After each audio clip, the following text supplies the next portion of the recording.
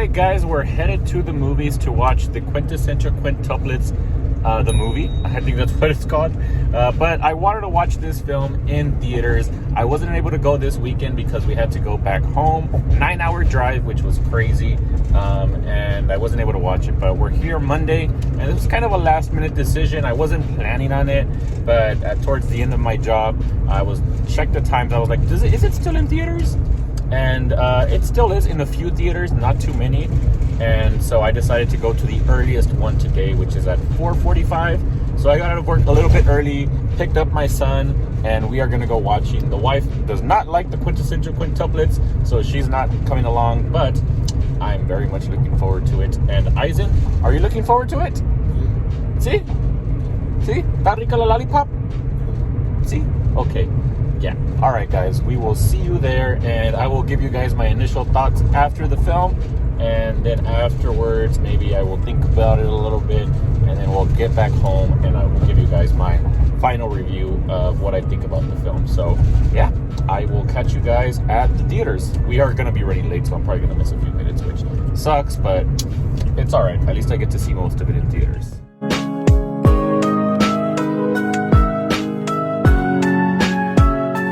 Ended up being downtown, and I had to find parking, and I'm gonna have to pay for parking, which kind of sucks, but yeah. Eisen dropped his lollipop, so he's a little sad. Back to see puppy. See, that's sad. No. Okay. All right, well, let's get inside because I've already lost way more minutes than I wanted to.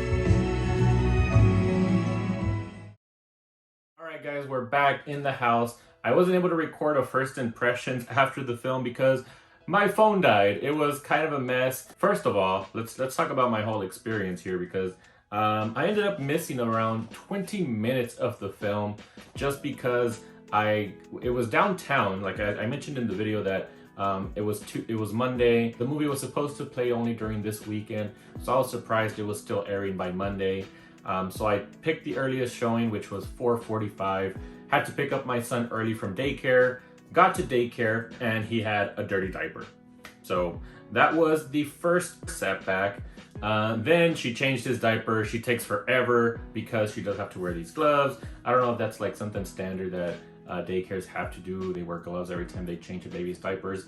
Not too sure, but she took a while. So that ended up losing us around maybe like 5 or so minutes. So after that, got my son, got him in the car. We were driving to the theaters, filmed my intro to the video, which you guys already saw. And to save time, I took the tolls because yeah, there was a lot of traffic. If I didn't take the tolls, it would have added like another 7 to 10 minutes. I could see from the GPS. Anytime you're driving in DFW, pro tip, always use the GPS because there's always traffic and the GPS will tell you what the fastest route is. So I always have the GPS on, and it said taking the tolls will be the fastest. So I did that, saved a few minutes, but then I got to downtown and I forgot. This is downtown we're talking about. So I forgot that there's not readily access to parking. You have to either park on the side of the road, pay to park, or you have to go into these parking lots where you also have to pay. Totally forgot about that. So I ended up going into a parking lot. And I went to a little pay thingy and it was outside of the parking lot and it was $1.50 and I was like, oh, that's really cheap. And then I turn around and in the parking lot it says $15 per day. And I'm just like, what? This doesn't add up. I must not be on the right parking lot, or I don't know what was going on. But I ended up finding out that if you park on the road, it's $1.50 per hour, but if you park in the lot, it's $15 for the day. So I was like, hell no, I'm not gonna pay 15 bucks just to park to watch this film that I'm already gonna be paying around 15 bucks for the ticket. So I had to get back into the car with my son, drive out of the parking lot, and then I parked on the side of the road. And yeah, it ended up being $1.50. So I paid it, I got my little sticker, and I went straight to the theater with my son. Notice how I said I got the sticker and I went straight to the theater. So yeah, apparently these stickers, you're supposed to stick them to your car. So you guys can tell I don't go out much, especially downtown. So yeah, instead of going back, I found like there's these little officers and bikes, and I was like, officer, I have this sticker, I pay for my parking, am I gonna be all right if I don't go stick this on my car? And you'd think these officers know these type of things, but he just didn't know. He was just like, I don't know, maybe you should just go park in the lot that's $15. And I was just like, nope, you're no help. I literally straight up told him, I'm just gonna risk it, I'm gonna go to the theaters, hopefully I don't get a ticket. And I went to the theaters. Thankfully, the lady at the theater said, oh, it's almost 6, so it's free after 6. I only paid from the movie started at 5, it was 5:20ish by that point. So it was almost 6, and they were pretty sure that I wouldn't get a ticket at that point. So I felt a little bit better about that. I didn't have to worry the whole time I was watching the theater if I was gonna get a ticket or not. And thankfully I didn't. So yes, we finally made it to the theaters. It was 5:20 when I got my tickets. But I did want to go ahead and get some food for my son because I took him out of daycare. We're not going to have dinner. And so I got him a pizza, which added a few more minutes to the time before we actually get into the film.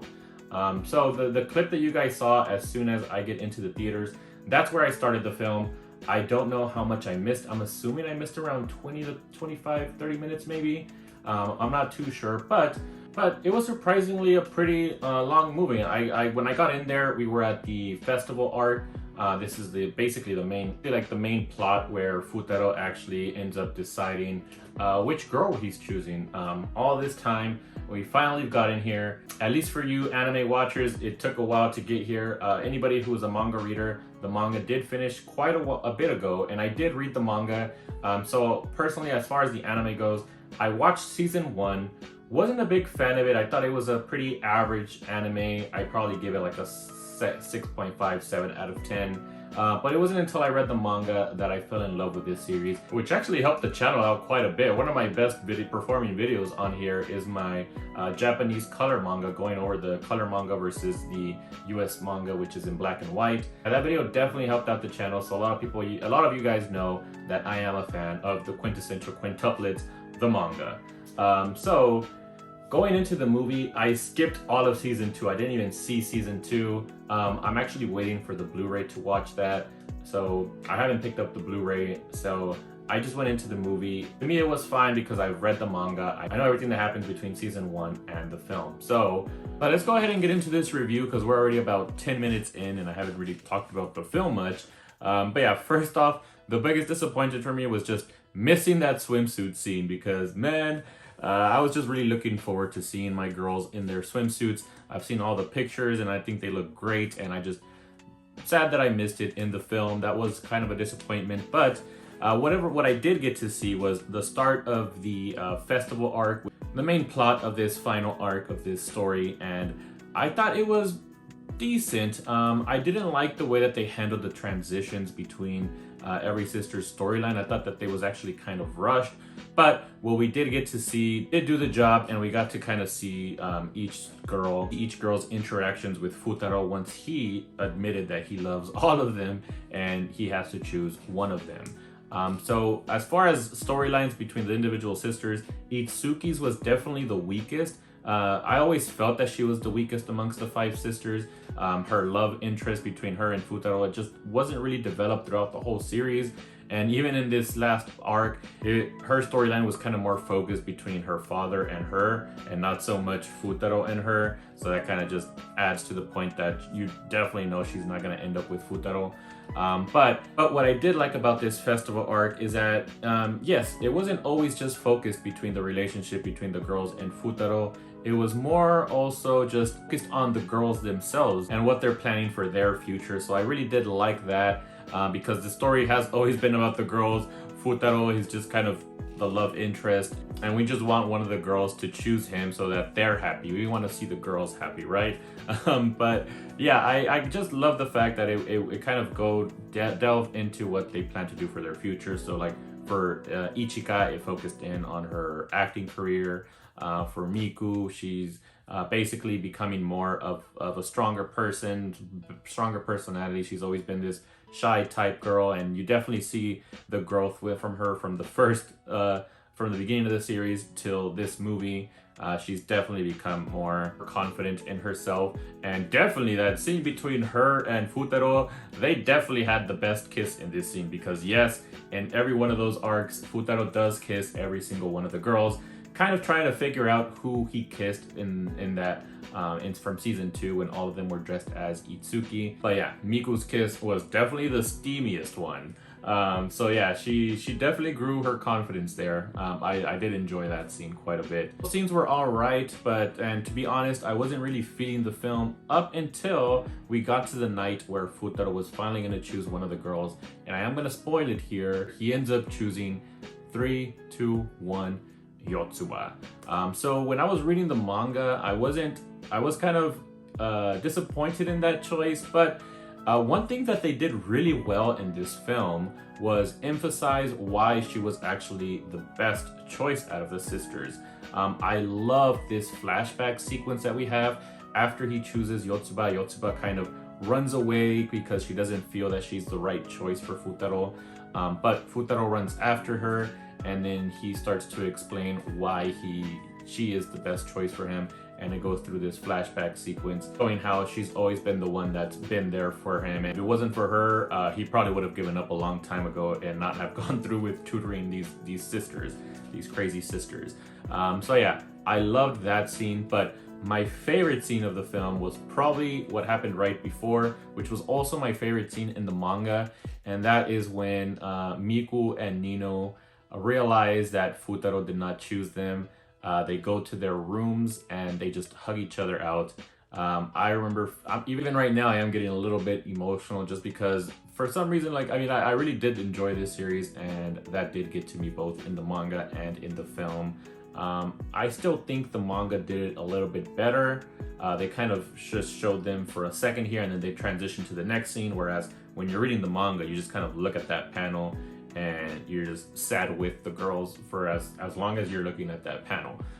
But yeah, it was a very nice scene, so I did enjoy that, and I would lie if I said I didn't almost cry during that scene. Yeah, everything after that point was just that's when I really started to enjoy the film for a film, because before that it just felt like your B-type anime, but after that it did kind of just delve deeper into the emotions and the conflict between the sisters. Yotsuba trying to get the other sisters' approval of her being with Futaro, and her realizing that she doesn't really need their approval. She deserves to be with Futaro as much as any of the other girls. And yeah, then we flash forward 5 years. It's their wedding day. Get to see the girls as adults. All of them are pretty successful for the most part. I would say maybe Miku and Ninu, which were the best girls, as well off as the other sisters, but they're happy, which is all that matters. They have this shop. In the film, you kind of get the idea that it's not doing the best, but it is growing, and so you're kind of just hoping that the business does grow for them. But it was just nice seeing all the sisters together again as adults. What's crazy though is that they're still all kind of simping for Futaro because it's been 5 years, right? You'd think that by that point they might have found somebody else, moved on, but no, on the wedding day, after they get married, there's one final scene where they all wear the wedding dress and they try to do this final tease of Futaro trying to distinguish all of the sisters between each other. And he finally does it, because throughout the series, he was always like, he could never tell them apart, but I guess the point is that he finally loves every single one of them and he can distinguish each one of them from their little distinct features and different personalities and all of that. So yeah, he truly loves all of them and they all love him. And yeah, it's kind of weird that they haven't moved on at this point after 5 years. And then on top of that, they all go on the honeymoon with them, which is kind of sus. But yeah, overall, I thought it was a good film. If you love the Quintessential Quintuplets, you won't be disappointed by this film, especially comparing it to the manga. I wish I didn't sell off my series, and I'm waiting for the second box set. I wanted to go back and read it and see what the differences were, but I don't have them with me.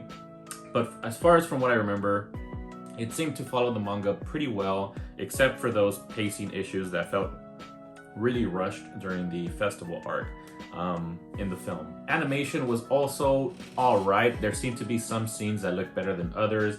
The standouts to me that I saw, I'm pretty sure the swimsuit scene would have looked awesome, but unfortunately I missed that one. But the scene with Nino as an idol, I thought that was a great scene. She looked beautiful. And also the night scenes when Futaro goes to choose one of the girls. I loved how the moonlight kind of amplified the colors on the girls. I thought that those scenes looked pretty good. And the flashback scene with with Yotsuba, I thought that scene looked great as well. So overall, animation was alright. I'd probably give it like a 7 out of 10. And the film in general was like a 7.5 out of 10 for me. So I'm definitely going to be picking it up on Blu-ray. Let me know what you guys think about it. If you guys have seen the film, let's talk about it in the comment sections down below.